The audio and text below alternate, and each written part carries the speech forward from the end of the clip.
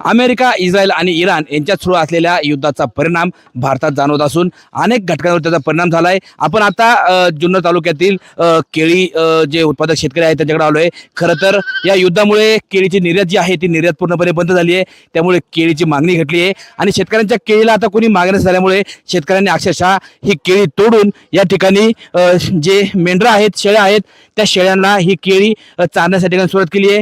खरं तर या केळीची जी निर्यात आहे ही निर्यात जुन्नर तालुक्यातून मोठ्या प्रमाणात होत असते. मात्र सध्याची युद्धजन्य परिस्थिती आहे त्यामुळे केळी आणि द्राक्ष याची निर्यात थांबली आहे आणि ही निर्यात थांबल्यामुळे शेतकरी कुठेतरी अडचण झाला आहे. आणि आता ही जी केळी आहे शेतकऱ्याच्या शेतातली, या शेतकऱ्याच्या शेतातील केळीला कोणत्याही प्रकारे मागणी नाही आहे. व्यापारी अक्षरशः या शेताकडे आता फिरकाने झालेत. त्यामुळे या वैतागलेल्या शेतकऱ्यांनी जे आहे आपल्या शेतातील जे केळीचे घड आहेत हे घड अक्षरशः या ठिकाणी मेंढ्याला चारलेला आपल्याला पाहायला मिळत आहेत. आपल्यासोबत काही केळी उत्पादक शेतकरी आहे. खरं तर काय सांगाल, तुमची आता ही विक्रीयोग्य झालेली केळी तुम्ही चक्क या ठिकाणी मेंढ्याला चालताय. विक्रीयोग्य झाली, हार्वेस्टिंग होणं गरजेचं आहे. व्यापाऱ्यांच्या मागे सतत आम्ही आहोत, व्यापाऱ्यांना सांगतोय. पण व्यापाऱ्यांची अडचण अशी झाली की मालाला उठाव नाही. आखातातलं युद्ध आपण मगाशी म्हटल्याप्रमाणे त्या युद्धाचा परिणाम इतका झाला आहे की मुंबईमध्ये अनेक पोर्टवरती अनेक जे कंटेनर होते ते जागेवरती थांबले आणि ते कंटेनरचा मालच त्यांना संपत नाही. त्याच्यामुळे शेतातला माल ते उचलायला मागत नाही. जबरदस्ती किंवा प्रेमाने आम्ही त्यांना सांगतोय घेऊन जा, पण ते म्हणतात खपतच नाही तर नेणार कसे.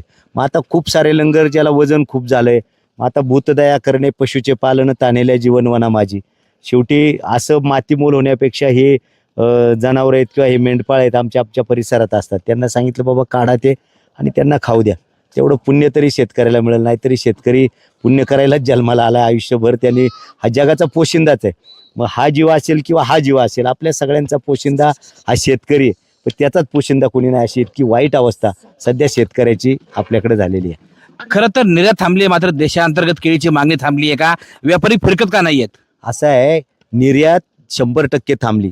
मुळात केळी ही आखाती देशांमध्ये अधिकची जायची आणि आता सगळ्यात मोठं युद्धाचा परिणाम आखाती देशांमध्ये, म्हणजे इराण जरी त्याच्यातला मुख्य पार्ट असला तरी इराणच्या मुळं आखाती देश म्हणजे दुबई, ओमान, बहारीन हे सगळे देश आहेत. इकडे जाणारी सगळी निर्यात केळीची थांबलेली आहे आणि त्याच्यामुळं लोकल लेवलला जी काही थोडीफार जात आहेत ती मागणी खूप कमी आहे. आता सध्या आपल्याकडची परिस्थिती अशी आहे की आपल्याकडे पेरू आला, द्राक्ष आली, कॉम्पिटिशनला केळीला दुसरी फळं आहेत. त्याच्यामुळं केळीचं देशांतर्गत बाजारपेठेमध्ये डिमांड कमी झालेलं आहे. म्हणजे आखाती देशामध्ये आपल्याकडे जी निर्यात होत होती त्याच्यातूनच खरं तर केळी आपली माल संपत होता. आता ती 100% बंद झाली. त्याचा परिणाम झाला आहे. खरं तर तुम्ही केळी पिकवता, एवढं वर्षभराचं हे पीक आहे आणि एवढं कष्ट करून हातातोंडाशी आलेला घास आज तुमच्या हातातून मध्ये हिरावलाय. तुम्हाला अक्षरशः हे संपूर्ण केळी जी आहे ती शेळ्या मेंढ्याला चारावी लागत आहेत. हो, लागते ना चारावे.